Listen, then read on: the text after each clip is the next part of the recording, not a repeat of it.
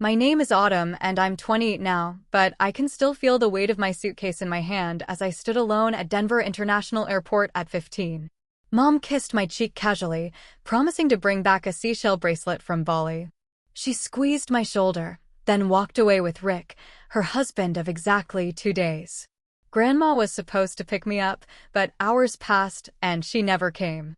I watched my mother board a plane to paradise while I became invisible, a forgotten footnote to her new beginning.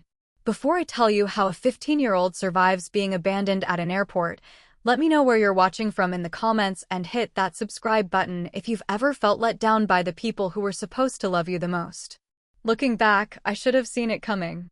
The signs of my impending abandonment were scattered throughout my childhood like breadcrumbs, but I was too young, too desperate for my mother's love to follow their trail to its inevitable conclusion. Growing up with a single mom wasn't easy, but it wasn't the lack of money or the small apartment that made it difficult. It was the revolving door of men that defined my early years. By the time I turned 10, I'd mastered the art of making myself scarce when Mom brought someone home. I'd learned that my existence was often an inconvenience to her dating life.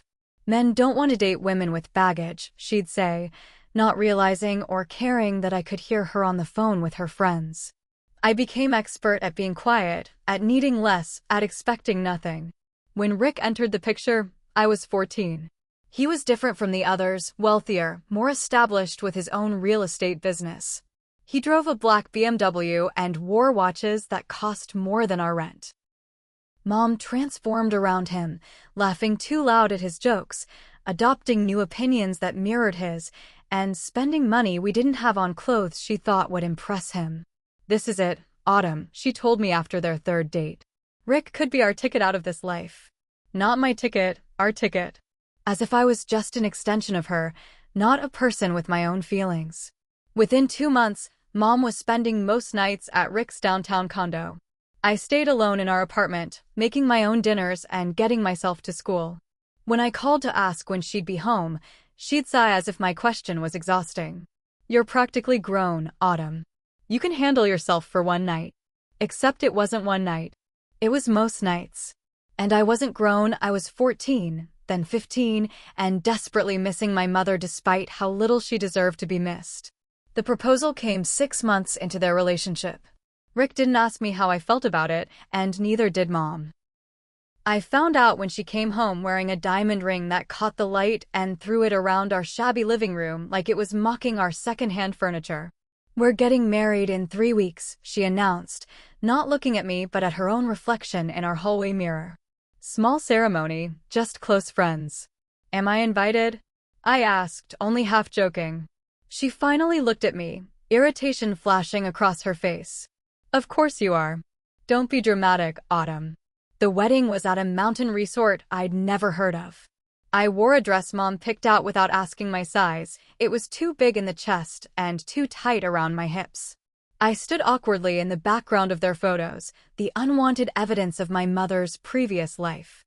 During the reception, I overheard Rick talking to his brother. "It's just for a few years until she's off to college. I can handle playing stepdad until then."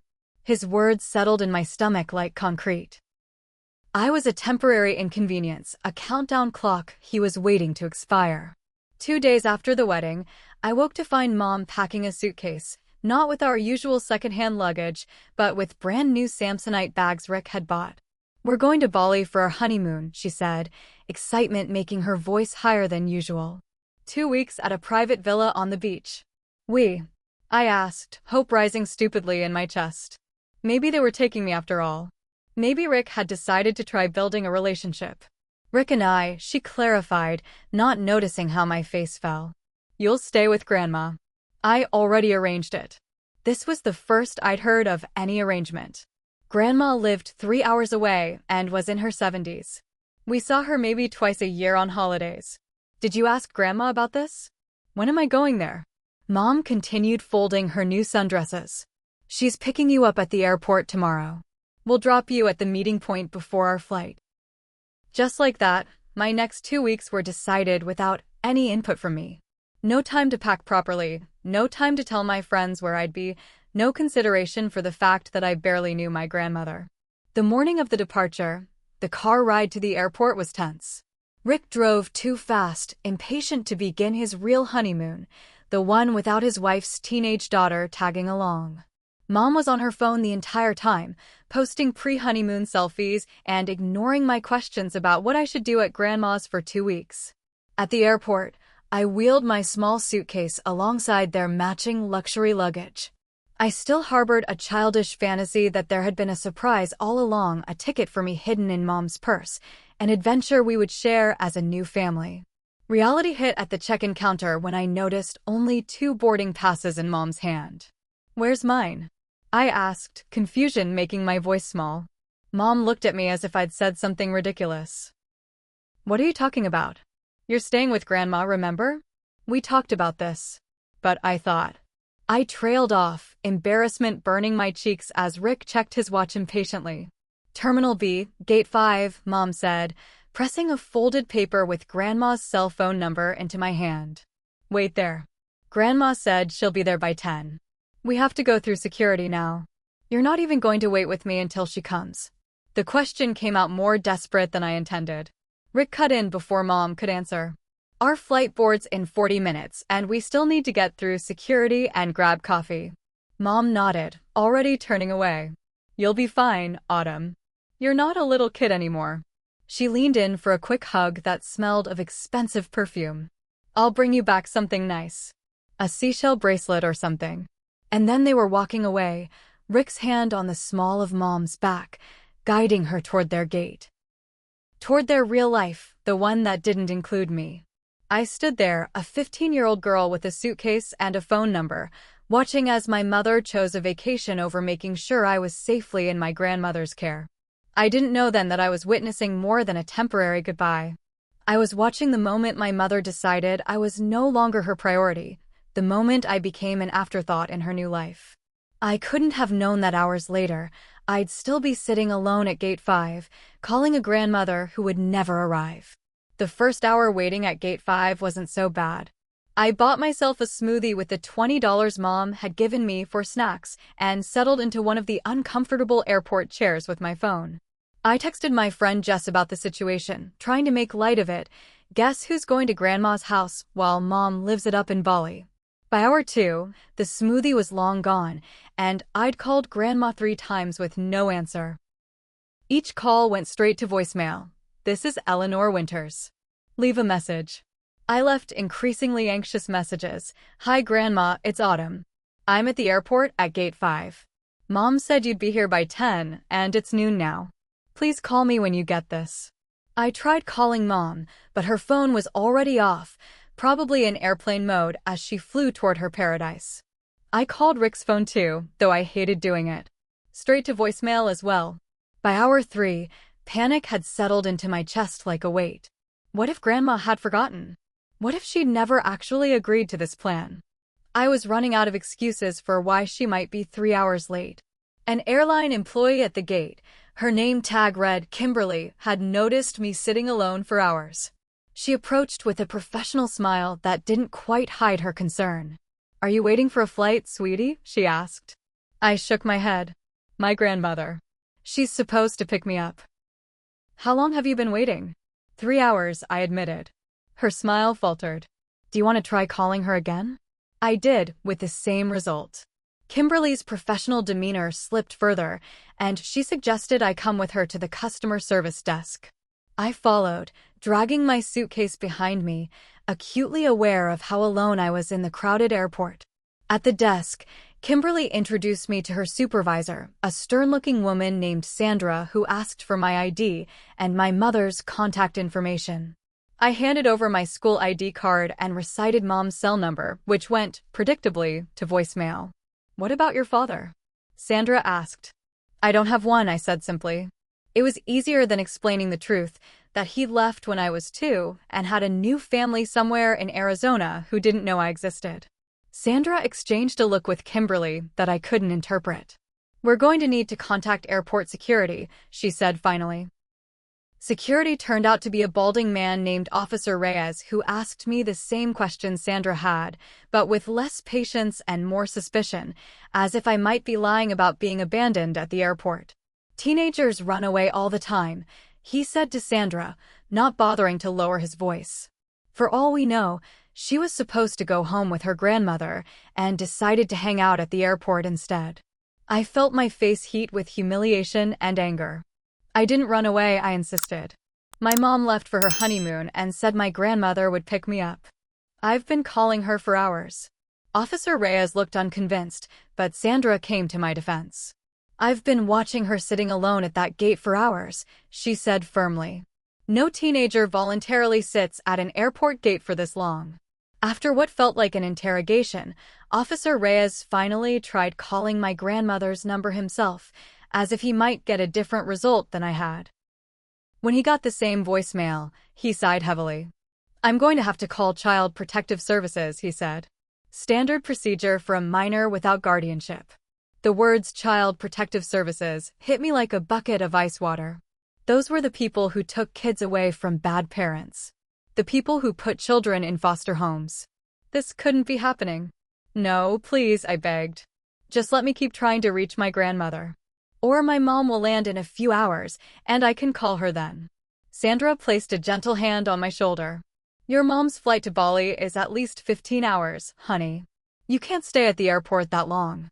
While Officer Reyes made his calls, Sandra brought me a sandwich and a bottle of water from one of the airport restaurants. I couldn't eat. My stomach was twisted into knots.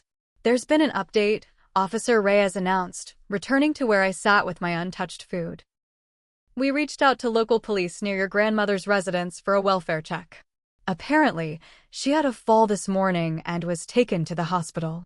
That's why she couldn't pick you up or answer her phone. Relief and fear collided in my chest. Is she okay? Broken hip, but stable.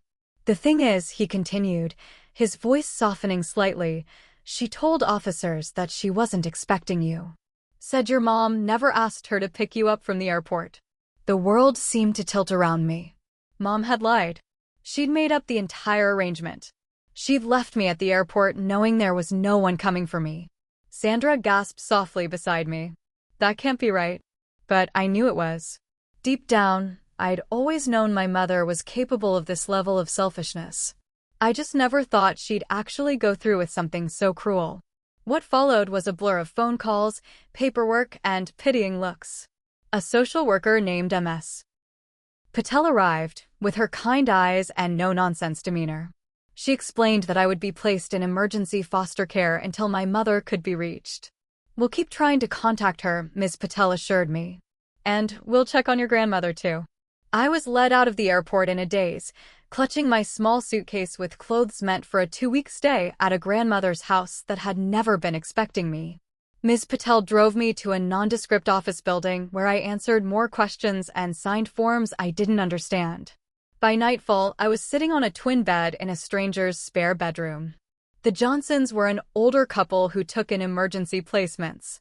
Mrs. Johnson had shown me the bathroom and given me a towel that smelled like artificial flowers. Mr. Johnson had awkwardly asked if I was hungry, then heated up leftover lasagna when I nodded. I sat alone in that unfamiliar room, staring at my silent phone. The social workers had tried every emergency contact number my mother had ever listed on my school forms. No one had answered. No one was coming for me. As I curled up on the strange bed, I realized with absolute clarity that my mother had known exactly what she was doing when she left me at that airport. She'd chosen her honeymoon, her new husband, over making sure her daughter was safe. And as the first tears finally came, hot and angry on my cheeks, I wondered if she was thinking about me at all as she lounged on her Bali beach. 7 days passed in the Johnsons' house. 7 mornings of waking up disoriented before remembering where I was and why. 7 nights of checking my phone obsessively for a call or text from Mom that never came. Ms. Patel visited on day 3, her face carefully neutral as she explained that they were still trying to reach my mother. We've left messages at the hotel in Bali, she said. And we're working with the U.S. Embassy there to make contact. She's ignoring the messages, I said flatly. It wasn't a question. Ms. Patel's professional mask slipped for just a moment, revealing anger that validated my own. We've been informed by the hotel staff that your mother and her husband requested not to be disturbed during their stay. Apparently, they turned off their phones to, quote, fully enjoy the honeymoon experience.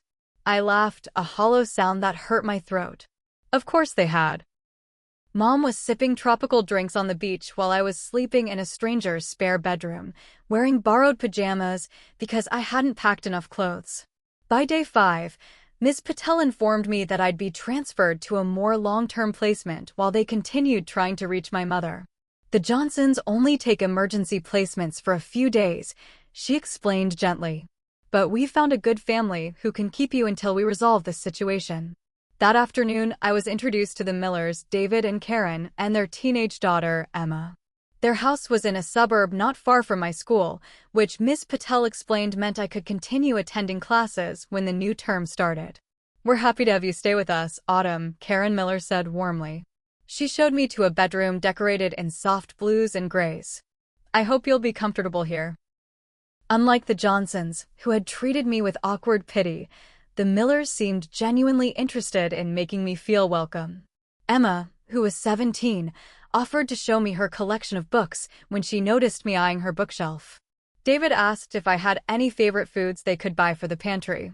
These small kindnesses only highlighted how absent such considerations had been in my life with Mom. When had she last asked what foods I liked?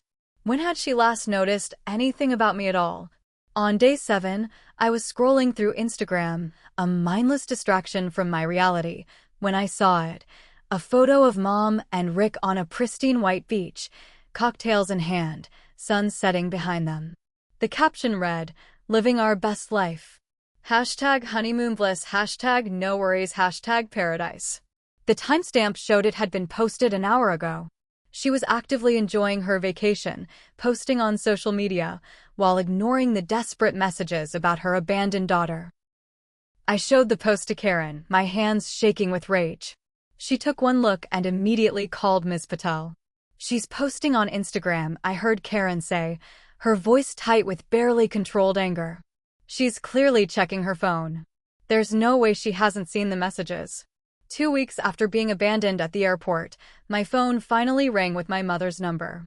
I was doing homework at the Miller's kitchen table when it happened. I stared at the screen for 3 rings, paralyzed by conflicting emotions: relief, fury, hurt. Karen noticed my frozen state and gently touched my shoulder. "You don't have to answer if you're not ready." But I did answer, if only to hear what possible excuse my mother could offer for abandoning her child for 2 weeks. "Autumn? It's Mom." Her voice was casual, as if we'd spoken yesterday. I couldn't speak past the lump in my throat. "Hello? Are you there?"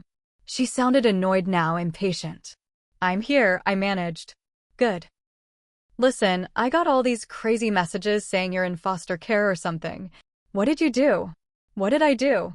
The question ignited my anger. "What did I do?" "You abandoned me at the airport, Mom. You lied about Grandma picking me up."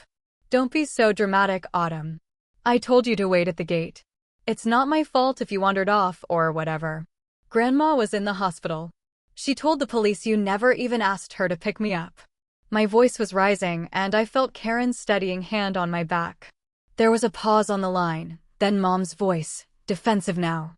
Well, I was going to call her that morning, but with the rush to the airport, it slipped my mind. You know how hectic wedding planning was. You forgot to make sure someone was coming to get your 15-year-old daughter. I was nearly shouting now. "You're blowing this way out of proportion," Mom snapped. "I made a mistake, okay? It happens." "But did you really have to get CPS involved and ruin our honeymoon?" Rick had to cut meetings with potential business partners to deal with this mess. I couldn't believe what I was hearing. She was blaming me for ruining her honeymoon when she had abandoned me at an airport.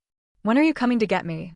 I asked, hating the small, hopeful part of me that still wanted her to fix this. Another pause.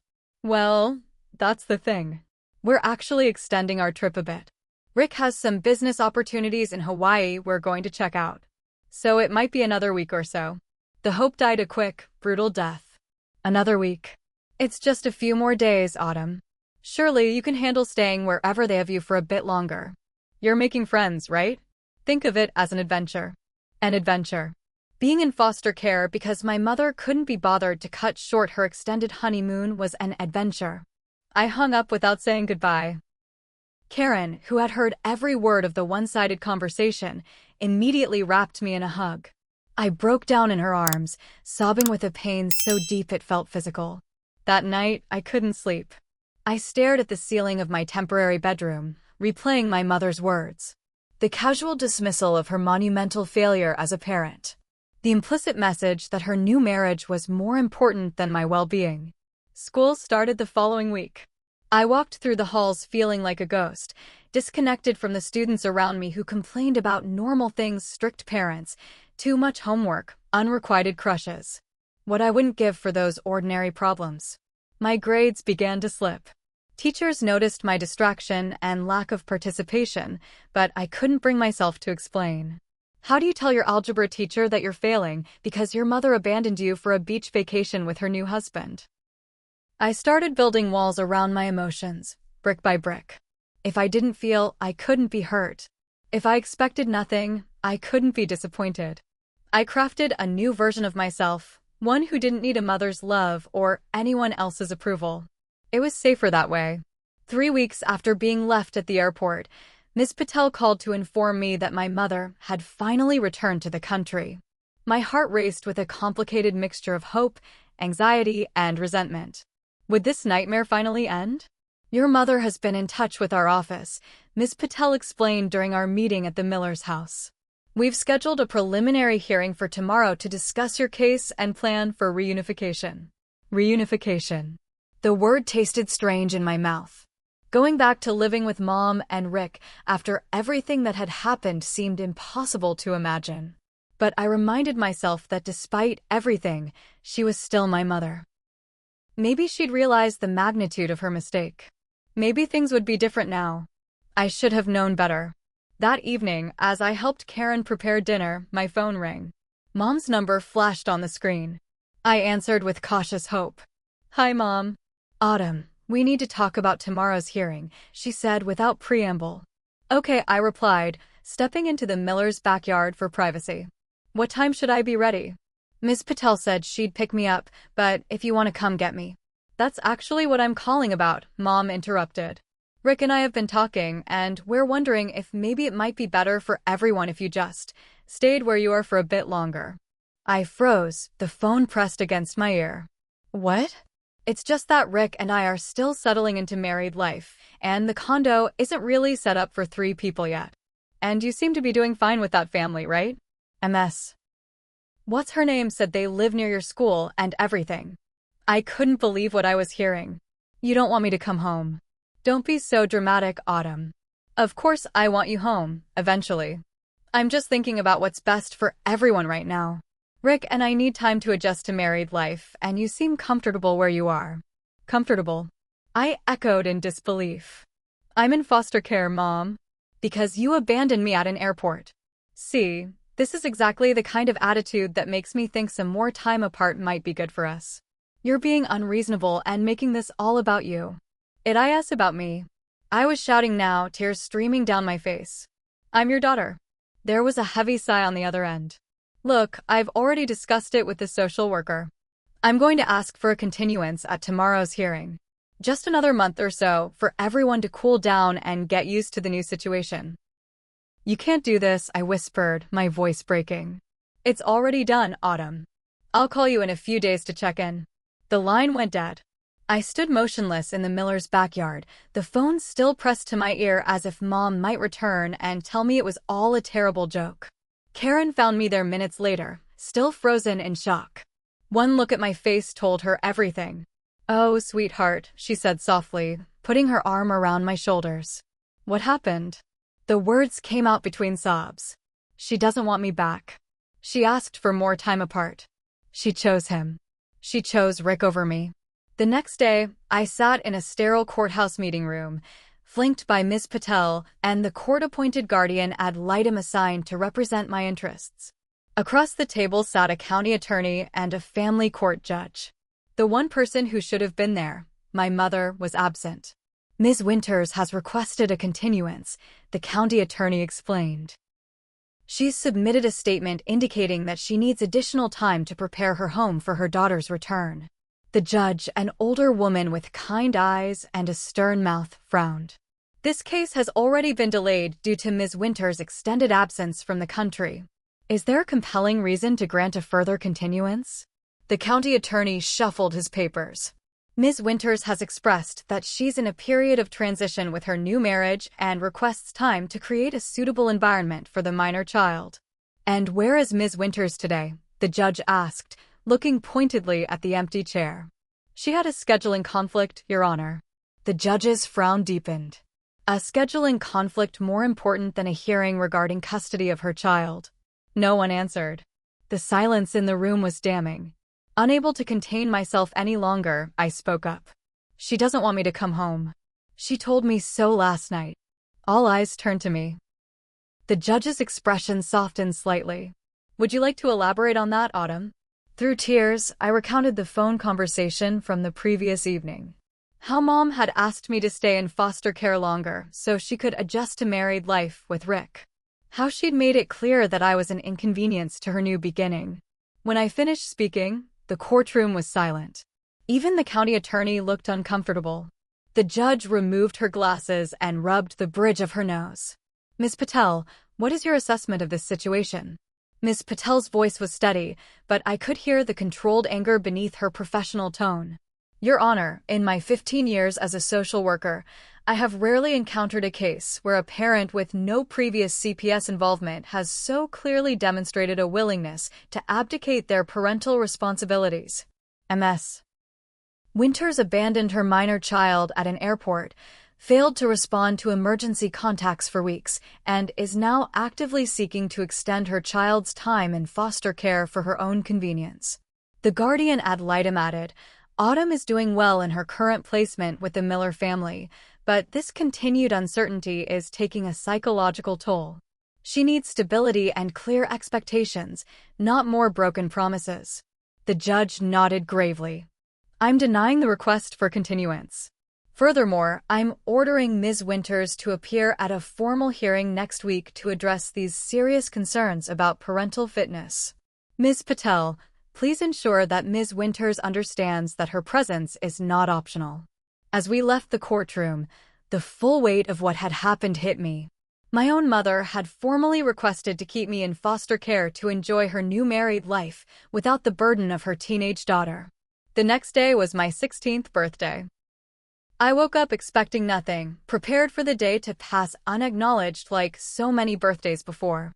Instead, I came downstairs to find the Miller's kitchen decorated with balloons and a homemade banner reading, Happy 16th Birthday, Autumn. Karen had baked a chocolate cake, my favorite, though I didn't remember telling her that. David handed me a small wrapped gift, a journal with a beautiful leather cover. Every teenager needs a private place for their thoughts, he said kindly. Emma had picked out a set of colored pens to go with it. For when you want to write in color instead of just black and white, she explained. I was overwhelmed by their thoughtfulness. These people who had known me for barely 2 weeks had made more effort for my birthday than my mother had in years. My phone remained silent all day. No text, no call, no acknowledgement from Mom that today was the day her only child had entered the world. That evening, as I sat in my temporary bedroom writing in my new journal, I received a notification from Instagram. Mom had posted a photo of herself and Rick on a Hawaiian beach, tagged with #newbeginnings and #livingmybestlife. On my birthday. Without a single mention of me. Something broke inside me then, the last fragile thread of hope that my mother might remember her role in my life, that she might choose me, just once, over her own desires. I started therapy the following week. Dr. Morgan was a soft-spoken woman with a direct manner that I appreciated. She didn't offer platitudes or tell me everything would be okay. What you're experiencing is profound maternal abandonment, she said in our first session. It's normal to feel grief, anger, and confusion. These emotions don't make you weak or dramatic, they make you human. In those sessions, I slowly began to unravel the complicated knot of my relationship with my mother. How I'd spent years making excuses for her neglect. How I'd blamed myself for not being lovable enough, interesting enough, good enough to hold her attention. Dr. Morgan helped me see that my mother's failures weren't my fault. That her inability to prioritize her child spoke to her deficiencies, not mine. Some parents, she explained gently, are simply not capable of providing the love and stability their children deserve. It doesn't mean those children are unworthy of love, it means those parents are unable to give what they themselves never received or learned how to give. 2 months after being abandoned at the airport, I received another bombshell. Ms. Patel arrived at the Miller's house with a grave expression that warned me to brace for bad news. "Your mother missed the court hearing today," she said, sitting beside me on the living room couch. Instead, her lawyer submitted this. She handed me a document filled with legal terminology I couldn't understand. "What is it?" Ms. Patel took a deep breath. "It's a voluntary termination of parental rights petition. Your mother is asking the court to legally end her parental responsibilities." The words hit me like physical blows. Termination of parental rights. My mother wasn't just temporarily abandoning me, she was trying to make it permanent, legal, official. "There's more," Ms. Patel continued reluctantly. "In her statement to the court, your mother disclosed that she's pregnant. She stated that she wants to focus on her new family without the complications of past relationships." Pregnant. My mother was having another child while throwing me away. I was being replaced, erased, forgotten. I excused myself and walked calmly to my bedroom before the tidal wave of emotion could overtake me. Once inside, I collapsed onto my bed, muffling my screams of anguish in my pillow. How could she do this? How could anyone do this to their child? Hours later, Karen gently knocked on my door. When I didn't answer, she came in anyway, sitting silently beside me on the bed and stroking my hair until the sobbing subsided. "I know nothing I say can make this better," she said finally. "But I want you to know that you have a home here with us for as long as you need it. We're not going anywhere, Autumn." Her simple promise, "we're not going anywhere," was more than my own mother had ever offered. 2 months after being abandoned at the airport, Ms. Patel called with unexpected news. "Your mother has requested a supervised visitation before the termination hearing," she explained. "It's entirely your choice whether to agree to this meeting." My first instinct was to refuse. What could Mom possibly say to justify what she'd done? But Dr. Morgan suggested that closure might be valuable for my healing process. "You don't owe her forgiveness or understanding," Dr. Morgan emphasized during our session. "But having the opportunity to express your feelings directly might help you move forward, regardless of her response." After much consideration, I agreed to the meeting. We scheduled it at the Family Services office for the following week. Ms. Patel would supervise, and Dr. Morgan offered to be present for emotional support. I spent the days leading up to the meeting in a state of anxiety, rehearsing what I would say, imagining what Mom might offer as explanation. Would she apologize? Beg forgiveness? Try to justify her actions? I prepared myself for every scenario I could imagine. The day of the meeting arrived. I dressed carefully in jeans and a sweater Karen had helped me pick out, an outfit that made me feel confident and protected. David drove me to the Family Services building, promising to wait in the lobby. "Remember," he said before I went inside, "no matter what happens in there, you're coming home with us. You're not alone in this." The meeting room was sterile and impersonal, beige walls, a round table with uncomfortable chairs, a box of tissues placed strategically in the center. Ms. Patel and Dr. Morgan were already there when I arrived. We waited in silence for 15 minutes past the scheduled time before Mom finally showed up. She walked in without apology for her lateness, carrying a shopping bag and wearing designer sunglasses she didn't remove. Her hair was highlighted in a way it hadn't been before, and she wore a loose-fitting blouse that didn't quite hide the small bump of her pregnancy. "Autumn," she said, as if we were meeting for a casual lunch. "You look well." I didn't respond. The prepared speeches I'd rehearsed had evaporated at the sight of her, this woman who shared my DNA, but who had proven herself a stranger. Mom sat down across from me and pushed the shopping bag in my direction. "I brought you some things from Hawaii. There's a dress and some shell jewelry I thought you'd like." I stared at the bag without touching it. Trinkets from a vacation she'd taken while abandoning me. Souvenirs from her new life that didn't include me. Ms. Patel cleared her throat. "Perhaps we could begin by discussing the purpose of today's meeting." Mom straightened in her chair. "I wanted to see Autumn before the hearing next week. To explain things in person. Explain what? The words burst from me before I could stop them. Explain why you left me at an airport? Why you lied about Grandma picking me up? Why you're trying to terminate your parental rights? This is exactly why I wanted to meet, Mom sighed, as if my questions were unreasonable. You're being so dramatic about everything. It wasn't abandonment, it was a miscommunication. A miscommunication. I repeated incredulously. You left me alone at an airport, ignored emergency calls for weeks, and then asked to extend my time in foster care. I made a mistake with the grandma thing, I've admitted that, Mom said defensively. But everything else has been blown completely out of proportion. I needed time with Rick to start our marriage properly. Is that so terrible? You're my mother, I said, my voice breaking. You're supposed to put me first, not abandon me for a honeymoon. Mom's expression hardened. I've put you first for 15 years, Autumn. 15 years of struggling as a single mother, of dating men who didn't want a package deal, of putting my own life on hold. Is it so wrong to want something for myself for once? The selfishness of her perspective was breathtaking. You think you put me first? When? When you left me alone overnight to stay at boyfriends' houses. When you spent our rent money on clothes to impress Rick. When in my entire life have you ever put me first? Mom's face flushed with anger. This is exactly why we need some time apart. You've become so entitled and ungrateful. I gave you everything I could. You gave me whatever was convenient for you, I corrected her. And now I'm not convenient anymore, so you're throwing me away. I'm not throwing you away, Mom protested. I'm making a mature decision about what's best for everyone involved. Everyone meaning you and Rick and your new baby, I said flatly. Mom's hand moved instinctively to her stomach. So you know about that? Yes. Congratulations on your replacement child. That's not fair, Autumn. Fair? I laughed bitterly.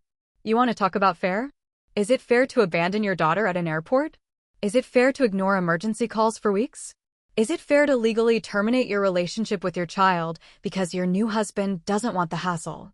Rick has nothing to do with this decision, Mom insisted, though her eyes slid away from mine as she said it. Right.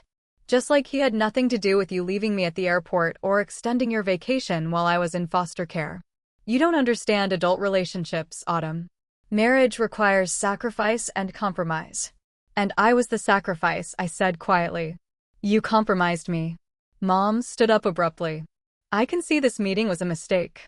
You're clearly not in a place to have a rational conversation. As she gathered her purse, I asked the question that had been burning inside me for months. Did you ever love me at all? Or was I always just an inconvenience? She paused, looking genuinely surprised by the question. Of course I love you, Autumn. I'm your mother. That's not an answer. That's a biological fact. Mom sighed heavily. I do love you. But love isn't always enough, is it? Sometimes practical considerations have to take priority. Practical considerations, I repeated. Like your new husband and baby. Yes, she said simply. My new life needs my full attention right now. Rick and I are building something important together, and I need to focus on making that work. The new baby will need a stable, unified home. And I don't deserve that same stability. You're almost grown, Autumn. Nearly 17. In a year, you'll be off to college anyway. It makes more sense for you to establish independence now rather than disrupt your life again later. The calculated coldness of her reasoning stunned me into silence. The Millers seem like good people, Mom continued, taking my silence as acceptance. They can give you the stable family environment that wasn't possible before. This is actually the most responsible parenting decision I've ever made for you. Something inside me snapped at her attempt to reframe her abandonment as an act of responsible parenting. Get out, I said, my voice deadly calm. Excuse me. Get out. I don't want your gifts, your excuses, or your version of love. If terminating your parental rights is the most responsible thing you've ever done for me, then do it. Sign the papers. Make it official. But don't pretend you're doing it for me. Mom's face hardened. You're being childish. I am a child. Your child. But not for much longer, right? Soon you'll be legally free of that burden. If that's how you want to see it. It's the truth. Now please leave. Mom looked to Ms. Patel as if expecting her to intervene, but the social worker remained silent, her expression carefully neutral. After a moment, Mom picked up her shopping bag of unwanted gifts. When you're older, you'll understand that life isn't black and white, Autumn. Sometimes people make difficult choices for complex reasons. Abandoning your child isn't complex, I replied. It's just selfish. Mom's jaw tightened. This attitude is exactly why a break from each other is the right decision. Call me when you're ready to have an adult conversation. As she walked out, I called after her. Don't wait by the phone. When the door closed behind her, I collapsed back into my chair, emotionally drained. Dr. Morgan moved to sit beside me, placing a supportive hand on my shoulder. Are you okay? She asked gently. I considered the question seriously. Was I okay? My mother had just confirmed that she was choosing her new family over me, that she saw me as a burden to be discarded rather than a daughter to be cherished. By any reasonable standard, I should be devastated. But strangely, I felt something like relief cutting through the pain. The uncertainty was gone. The false hope that she might change, might suddenly transform into the mother I deserved, that painful illusion had finally been put to rest. No, I answered honestly. I'm not okay, but I think I will be. 6 months after being abandoned at the airport, I stood in the Miller's kitchen helping Karen prepare Sunday dinner. Emma was setting the table while David grilled chicken in the backyard. It was an ordinary domestic scene, the kind of family moment I'd rarely experienced growing up. Autumn, would you grab the salad dressing from the fridge? Karen asked, stirring a pot of rice. I retrieved the bottle, struck suddenly by how natural it felt to be here, to be part of this household routine. When had this place begun to feel like home? The transformation hadn't happened overnight. There had been rough days, nights when I'd cried myself to sleep, mornings when I'd woken up disoriented and lost. But gradually, almost imperceptibly, I'd begun to heal. The formal termination of parental rights hearing had been scheduled, canceled, and rescheduled twice as Mom repeatedly failed to submit required documentation or attend preliminary meetings. Ms. Patel had warned me that the process could be lengthy and unpredictable. Your mother seems ambivalent about following through, she'd explained during one of our regular check-ins. She's initiated the process, but isn't completing the necessary steps. She wants to discard me, but can't be bothered to do the paperwork, I'd replied bitterly. But as weeks passed without contact from Mom, I'd made a conscious decision. I wouldn't put my life on hold waiting for her to decide my fate. I would build my own life, regardless of her legal status. With Dr. Morgan's guidance, I'd begun to understand that my worth wasn't determined by my mother's ability to love me. I deserved care, stability, and respect, and if my biological mother couldn't provide those things, I could find them elsewhere. The Millers had become central to this healing process. They'd welcomed me into their home as more than a temporary placement. They included me in family decisions, celebrated my achievements, and provided the structure and support I'd always craved. One evening after dinner, Karen and David had asked to speak with me privately. We've been talking, Karen began, her expression serious but warm. About your situation and your future. My stomach had clenched with anxiety. Were they going to ask me to leave? Had I overstayed my welcome? We want you to know, David continued, that regardless of what happens with the termination proceedings, you have a home with us for as long as you need or want it. Relief had flooded through me. Really? Karen had reached for my hand. Really? And if the termination goes through and you'd be open to it, we'd like to discuss the possibility of adoption. Adoption. The word had hung in the air between us, heavy with meaning and possibility. A formal, legal recognition of the family we were already becoming.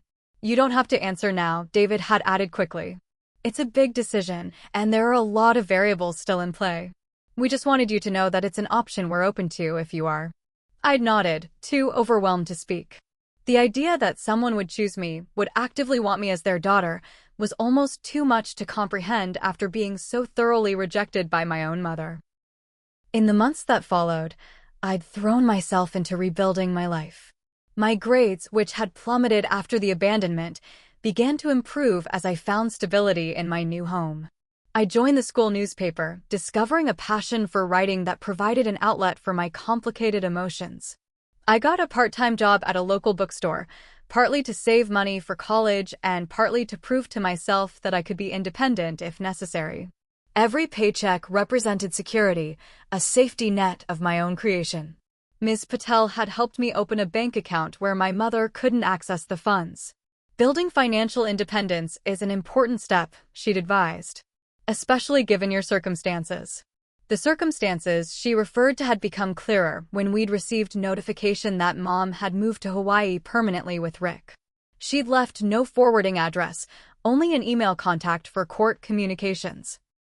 She'd effectively disappeared from my life, making the pending termination almost redundant. That discovery had triggered a dark week where old wounds reopened. I'd skipped school for 2 days, unable to face the world, convinced again that I was fundamentally unlovable. Karen had sat with me through those dark hours, neither pushing me to talk nor leaving me alone in my pain. She'd simply been present, a steady anchor in the storm. I don't understand, I'd finally confessed to her. How could she just leave the state? Leave the country? Without even saying goodbye? I don't understand it either, Karen had answered honestly. But I do know this. Her choices reflect her limitations, not your value. It was during this period that I'd met Lily in my English class, a girl whose father had abandoned their family when she was 12. Something in our shared experience of parental rejection had forged an immediate bond. It's like this club no one wants to join, Lily had said during one of our after-school coffee meetups. The my parent chose to leave club. With membership benefits including trust issues and abandonment trauma, I'd added Riley. We'd laughed, finding dark humor in our shared pain. That friendship had led to others as I slowly opened myself to connections I'd previously avoided out of fear of rejection. By spring, I'd gathered a small but solid group of friends who knew my story and accepted me as I was. We studied together, hung out on weekends, and supported each other through the typical dramas of teenage life. I'd also started a journal project for other foster teens in my therapy group, a collection of our stories, experiences, and advice for navigating the system. Dr. Morgan had been so impressed that she'd suggested we formalize it as a support resource for newcomers to foster care. Your perspective is invaluable, she'd told me. You've transformed your pain into something that could help others. That transformation extended beyond my external accomplishments. The anger that had once consumed me began to recede, replaced by a growing sense of compassion for my younger self, for other children in similar situations, and, occasionally, even for my mother. She's broken in ways I'm beginning to understand, I'd explained to Dr. Morgan during one session. Not that it excuses what she did, but I can see now that she's been acting out patterns from her own childhood. That's an incredibly mature perspective, Dr. Morgan had noted. Many adults never reach that level of understanding. The most significant marker of my transformation came on the 1-year anniversary of the airport abandonment. Rather than spending the day in painful reflection, I'd organized a fundraising event at school for a local organization that supported foster youth transitioning to independence. Standing at the podium to introduce the event, I'd looked out at the audience, my friends, the Millers, teachers who had supported me through the difficult year, and felt a surge of something unexpected, gratitude. Not gratitude for having been abandoned, but gratitude for having discovered my own resilience in its aftermath. For having found a family who chose me. For having built a life that was, in many ways, richer and more authentic than the one I'd lived before. Sometimes, I'd told the audience, the worst moment of your life becomes the dividing line between who you were and who you're meant to be. My story isn't just about abandonment. It's about finding home in unexpected places. It's about building family through choice rather than biology. Most of all, it's about realizing that our value isn't determined by those who leave us, but by how we choose to rise after the fall. The applause that followed had been thunderous, but more meaningful was the line of students who approached me afterward to share their own stories of family fracture and healing. In opening myself, I'd created space for others to do the same. Later that evening, Karen had hugged me tightly. "I'm so proud of the person you're becoming, Autumn," she'd whispered. So incredibly proud. Those words, that unconditional pride and acceptance, had healed something fundamental inside me. I wasn't just surviving abandonment, I was thriving despite it. I was transforming my story from one of rejection to one of resilience. A month later, we received the news. Mom had finally completed the termination paperwork. A court date was set to finalize the process. "How do you feel about it?" David had asked gently. I'd considered the question carefully. Sad, I'd admitted. But also ready. Ready for whatever comes next. What came next was a formal petition from the Millers to adopt me once the termination was complete. They'd presented me with the papers on a Sunday morning over pancakes, giving me the space to consider their offer without pressure. "We already consider you our daughter in every way that matters," Karen had said. "This would just make it legal. But it's entirely your decision, Autumn." I'd studied their faces, these people who had taken in a traumatized, angry teenager and offered not just shelter but love, patience, and permanence. The answer had been simple. "Yes," I'd said. "Yes, I want to be your daughter. Legally and in every other way." The smile that had broken across Karen's face had been like sunrise after a long night. David had squeezed my shoulder, his eyes suspiciously bright. Emma had whooped with delight, declaring that she'd always wanted a sister anyway. In that moment, surrounded by this family that had chosen me, and that I had chosen in return, I understood the most profound lesson of my transformation. Family isn't always about who gives birth to you. Sometimes it's about who sees you at your most broken and loves you anyway. Who stays when others leave. Who makes room in their lives and hearts without conditions or expiration dates. I wasn't just Autumn, the girl abandoned at the airport anymore. I was becoming Autumn Miller, beloved daughter, sister, friend. A person defined not by loss, but by what I had found in its wake. 10 years after being abandoned at the airport, I stand in front of my office computer, staring at an unexpected email. The sender's name makes my heart skip. Linda Winters, my biological mother. Subject line, "Can we talk?" At 28, I'm now a youth counselor at a center for teens in crisis. My desk is covered with case files, resource pamphlets, and a framed photo of my graduation from social work school, Mom and Dad, as I've called the Millers for years now, beaming proudly beside me in their Sunday best. My finger hovers over the mouse, unsure whether to open the email or delete it unread. A decade has passed since my mother walked out of that supervised visitation, since she signed away her parental rights and disappeared to Hawaii with Rick and their expected baby. In those 10 years, I've built a life she knows nothing about. The Millers formally adopted me when I was 17, giving me their name and the stability I'd craved all my life. I graduated high school with honors, earned a scholarship to college, and found my calling helping teenagers navigate their own family traumas. I've fallen in love with Jason, a kind-hearted teacher who knows my full story and has never once made me feel that my past defines me. We're getting married next spring. With a deep breath, I open the email. Autumn, it begins. I hope this reaches you. I've thought about reaching out for years, but didn't know what to say. I'm back in Colorado now. Divorced. Sober for 2 years. I understand if you want nothing to do with me, but I'd like to meet if you're willing. There are things I need to say to you face to face. It's signed simply Linda, not Mom or Mother. At least she recognizes that she surrendered that title long ago. I close the email without responding immediately.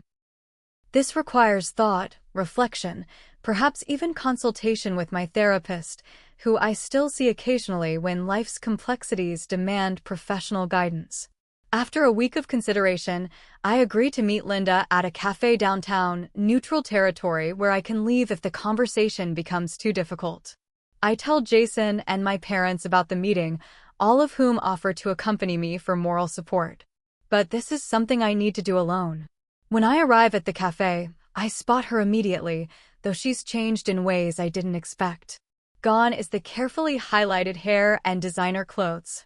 The woman sitting nervously at the corner table looks older than her 47 years, her hair streaked with natural gray, her face lined with what looks like regret.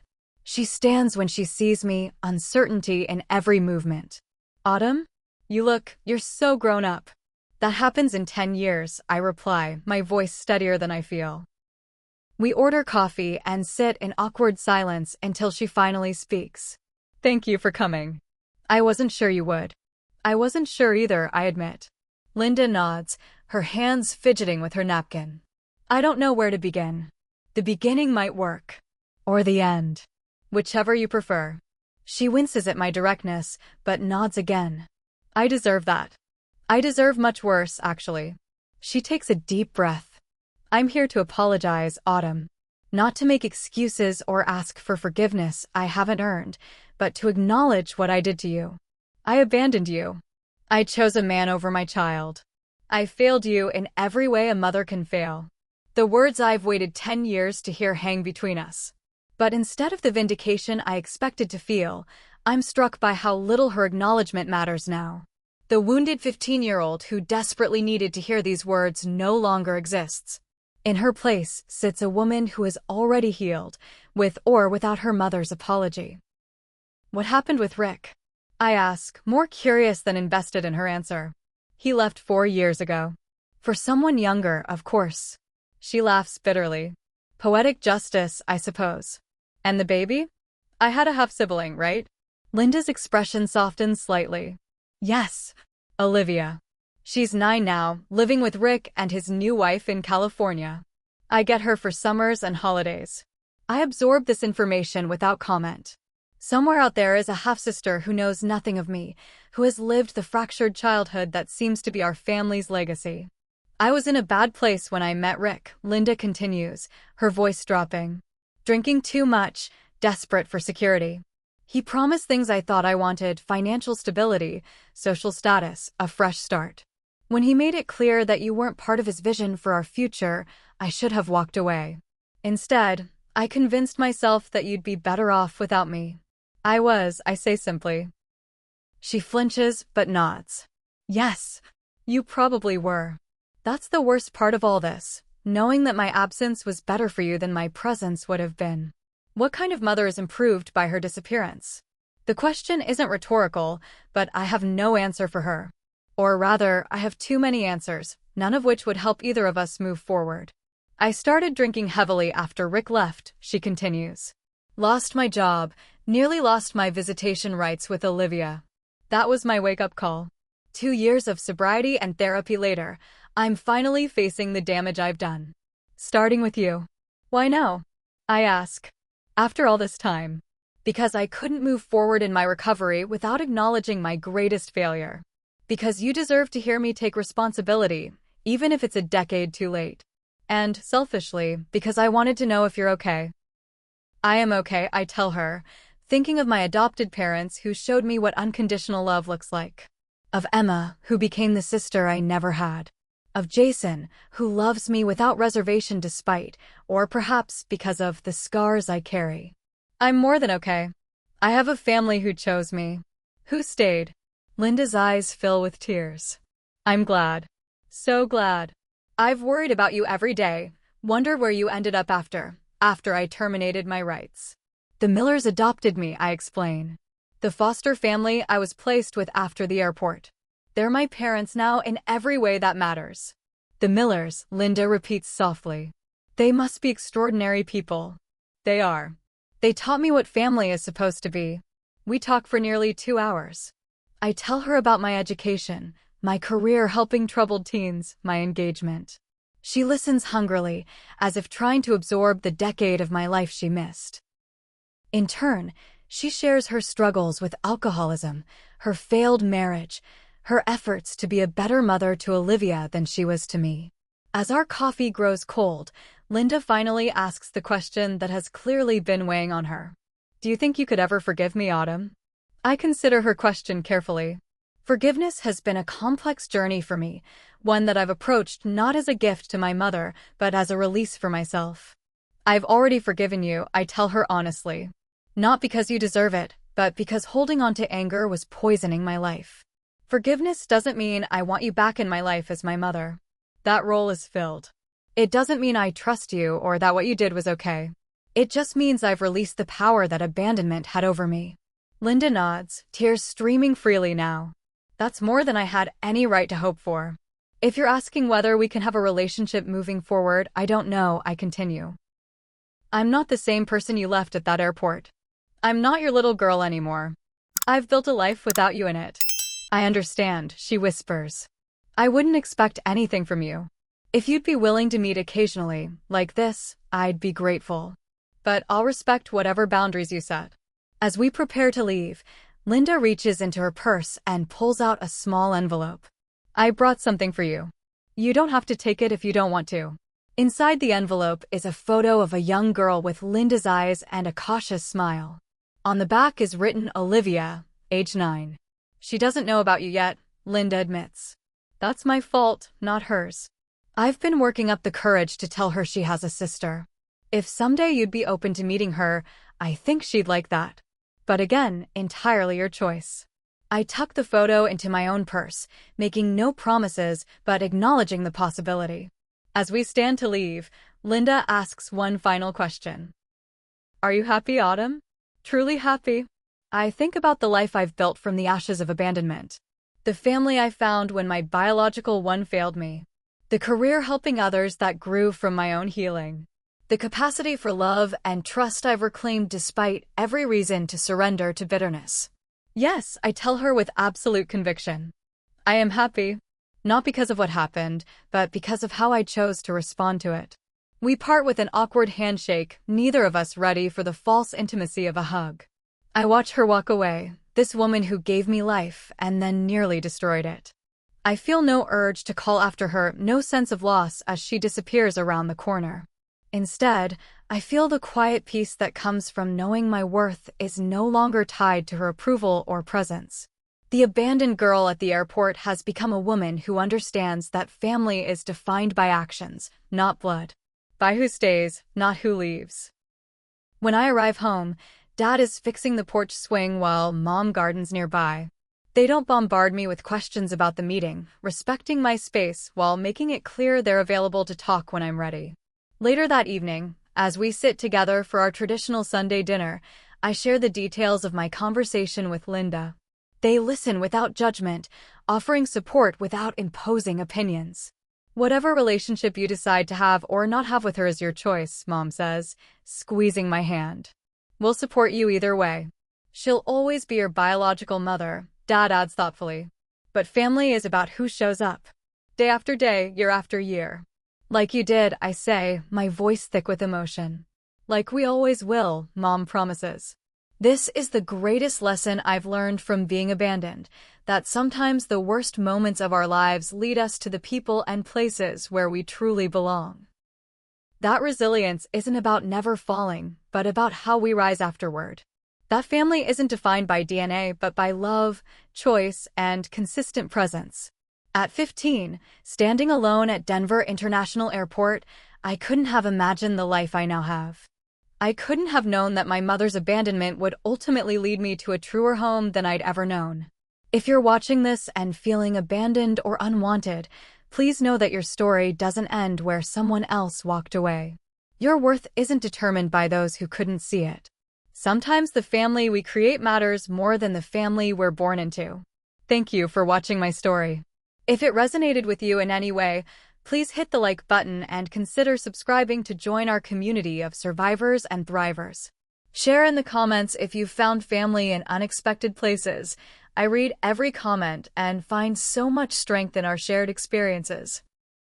Until next time, remember that your story is still being written, and the most important chapters may be yet to come.